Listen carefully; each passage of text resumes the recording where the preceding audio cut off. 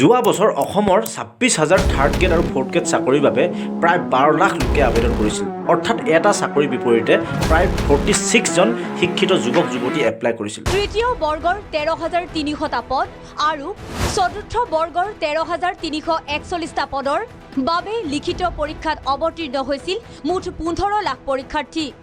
নমস্কাৰ বন্ধুসকল, আপোনাৰ মতে আমাৰ দেশ তথা অসমৰ যুৱক যুৱতীসকলৰ বাবে আজিৰ দিনত আটাইতকৈ ডাঙৰ সমস্যাটো বুলি ক'লে কি বুলি ভাবে? আপোনাৰ কি মত কমেণ্ট কৰি ভিডিঅ'ত জনাব নিশ্চয়। এতিয়া আহোঁ মূল কথালৈ। যোৱা বছৰ আমাৰ অসমৰে 26,000 থাৰ্ড গ্ৰেড আৰু ফ'ৰ্থ গ্ৰেড চাকৰিৰ বাবে প্ৰায় 12 লাখ লোকে আবেদন কৰিছিল। অৰ্থাৎ প্ৰতি এটা চাকৰিৰ বিপৰীতে প্ৰায় 46জন কেণ্ডিডেট এপ্লাই কৰিছিল। তাতোতকৈ আচৰিত কথা, তাৰে কেইবা হাজাৰ লোকটো পষ্ট গ্ৰেজুৱেট আছিল, যি এজন অফিচাৰ বা কলেজ টিচাৰ হোৱাৰ সাধাৰণ যোগ্যতা লোৱাৰ পাছতো চাকৰি নাপাই এটা পিয়ন চকীদাৰ দৰে ফ'ৰ্থ গ্ৰেড চাকৰিৰ বাবে এপ্লাই কৰিবলগীয়া হৈছিল। ক্ষমা কৰিব, পিয়ন বা চকীদাৰ বুলি কৈ মই কাকো অৱজ্ঞা কৰিব বিচৰা নাই, কিন্তু মই ক'ব বিচাৰিছোঁ যিবোৰ চাকৰিৰ বাবে মাত্ৰ ক্লাছ 8 বা মেট্ৰিক পাছ কৰিলে যথেষ্ট, সেই চাকৰিৰ বাবে এজন পষ্ট গ্ৰেজুৱেট ষ্টুডেণ্টে কিয় এপ্লাই কৰিবলগীয়া হৈছে? কিয় আমাৰ দেশত আজিও ইমান লোক শিক্ষিত নিবনুৱা হৈ আছে? কিয় আমাৰ যুৱ প্ৰজন্মই স্বনিৰ্ভৰশীল হ'ব পৰা নাই বা কোনো বিজনেছ গঢ়ি তোলাৰ বিপৰীতে মাথো কেইহাজাৰমান টকাৰ বাবে এটা চাকৰিৰ পাছত দৌৰি থাকিবলগীয়া হৈছে? এই সকলোবোৰ সমস্যাৰ কাৰণ কি আৰু ইয়াৰ সমাধান কিদৰে পোৱা যায়, এই সকলোবোৰ কথাৰ ওপৰত ভিত্তি কৰি বিখ্যাত কিতাপ ৰিচ ডেড পুৰ ডেডৰ লিখক ৰবাৰ্ট টি কিয়ছাকিয়ে তেওঁৰ এখন অন্য কিতাপত অতি সুন্দৰভাৱে উল্লেখ কৰিছে, যাক মই আমাৰ বৰ্তমান সমাজৰ লগত খাপ খোৱাকৈ অতি সহজ আৰু সাধাৰণ ভাষাত ক'ব বিচাৰিছোঁ। ভাল লাগিলে লাইক কৰিব আৰু চেনেলটো ছাবস্ক্ৰাইব কৰি শিক্ষাপ্ৰেমীৰ সংখ্যা বৃদ্ধি কৰে যেন। গতিকে আপোনাৰ সময়ৰ সদ্ব্যৱহাৰ ৰাখি বলকচোন আগবাঢ়োঁ নেক্সট পাৰ্টলৈ। প্ৰথম আৰু আটাইতকৈ ডাঙৰ কাৰণটোৱে হৈছে আমাৰ শিক্ষা ব্যৱস্থা, যাক লেখকৰ ভাষাত ফেক এডুকেশ্যন বুলি কৈছে। আপুনিও ভালদৰে লক্ষ্য কৰিলে দেখা পাব যে আমাৰ শিক্ষা ব্যৱস্থাই আমাক সৰুৰে পৰা কেৱল ভালদৰে পঢ়ি ভাল নম্বৰ লৈ পাছ কৰাটোৰ ওপৰতহে গুৰুত্ব দিয়ে। কিতাপৰ বাহিৰত গৈ বা কিবা নতুন কথা শিকিবলৈ গৈ ভুল কৰিলে আমাক কেতিয়াও নম্বৰ নিদিয়ে। গতিকে আমাৰ অভিভাৱকসকলেও আমাক কেৱল কিতাপৰ কথা পঢ়ি বুজিয়েই হওক বা মুখস্থ কৰিয়েই হওক পৰীক্ষাত শুদ্ধভাৱে লিখি নম্বৰ পোৱাটোৰ ওপৰতহে গুৰুত্ব দিয়ে। নতুন কিবা এটা শিকি বা নিজৰ ভুলৰ পৰা কিবা এটা শিকিবলৈ আমাক কেতিয়াও প্ৰেৰণা নিদিয়ে। আমাৰ শিক্ষা ব্যৱস্থাই পৰীক্ষাত যি ভাল নম্বৰ লৈ উত্তীৰ্ণ হয় তাকহে পুৰস্কৃত কৰে বা তাক আৰু উৎসাহিত কৰে। তাৰ বিপৰীতে যি ভাল নম্বৰ নাপায় বা কম নম্বৰ পায় তাক ফেইল কৰাই দুৰ্বল বুলি অৱজ্ঞা কৰে। গতিকে সৰুৰে পৰা আমি কেৱল ভালদৰে পঢ়িবা, ভালদৰে নপঢ়িলে ভাল চাকৰি নাপাবা, চাকৰি নাপালে জীৱন কষ্টকৰ হৈ উঠিব, লেবাৰ কৰিবলগীয়া হ'ব, তেনেবোৰ কথা শুনি শুনিয়ে ডাঙৰ হৈ আহিছোঁ, যাৰ ফলত আমাৰ মাইণ্ডছেট চাকৰি বিচাৰি থকা এটা চাকৰৰ দৰে ক্ল'জ মাইণ্ডছেট হৈ পৰে। কিন্তু আজি আপুনি নিজেই ভাবক, যি শিক্ষা ব্যৱস্থাই কেৱল আমাৰ পৰীক্ষাৰ নম্বৰৰ ওপৰত জাজ কৰি আমাৰ ভৱিষ্যতৰ কথা নিৰ্ধাৰণ কৰে, সেই শিক্ষা ব্যৱস্থাই কিমানজনক বাস্তৱ জীৱনত সফল আৰু সুখী হোৱাত সহায় কৰিছে? অতি বেছি 5ৰ পৰা 10%। বাকীসকলে চাকৰি বিচাৰি বা সৰু সুৰা কাম কৰি এটা লক্ষ্যহীন জীৱন অতিবাহিত কৰিবলগীয়া হৈছে।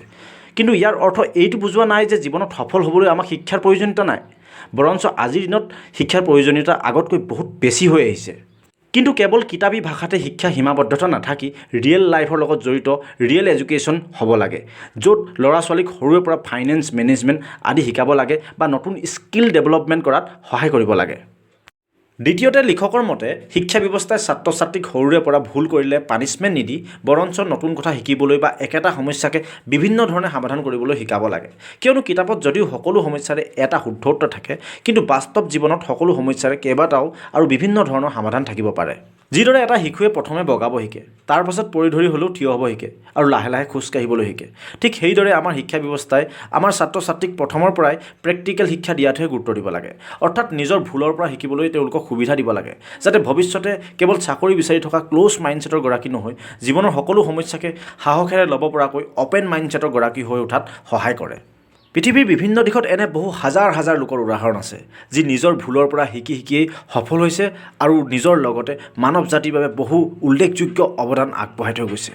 তৃতীয়তে, আমাৰ শিক্ষা ব্যৱস্থাই সকলো ছাত্ৰ ছাত্ৰীকে প্ৰায় একেধৰণৰ চিলেবাছেৰে সাঙুৰিব বিচাৰে। ইয়াত বৰ বেছি অপশ্যন নাই। ঠিক একেদৰে আমাৰ অভিভাৱকসকলেও ল'ৰাই ভাল নম্বৰ লৈ পাছ কৰিলে ছায়েন্স, মধ্যমীয়া হ'লে কমাৰ্চ, নহ'লে শেষত লাষ্ট অপশ্যন আৰ্টছত দি নিজৰ দায়িত্ব সামৰিব বিচাৰে।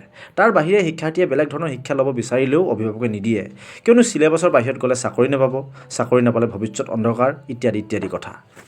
যদি জংঘলৰ জীৱ জন্তু বাঘ, সিংহ, হাতী, গঁড় সকলোকে একেলগে লাইনত থিয় কৰাই গছত উঠিবলৈ শিকোৱা হয়, তেতিয়া কি হ'ব? গোটেই জীৱন বৰবাদ হৈ যাব, অথচ কোনেও গছত উঠিব নিশিকে।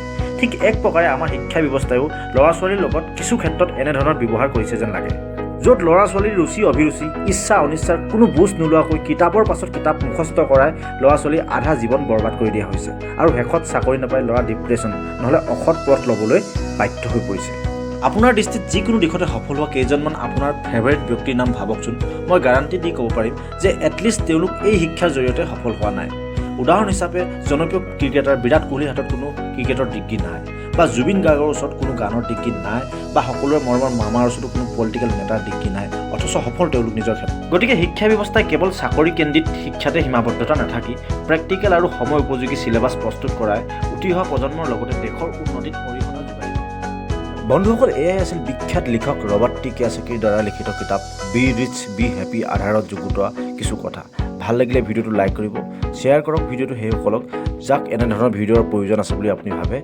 থেংকছ ফৰ ৱাচিং জয় আই অসম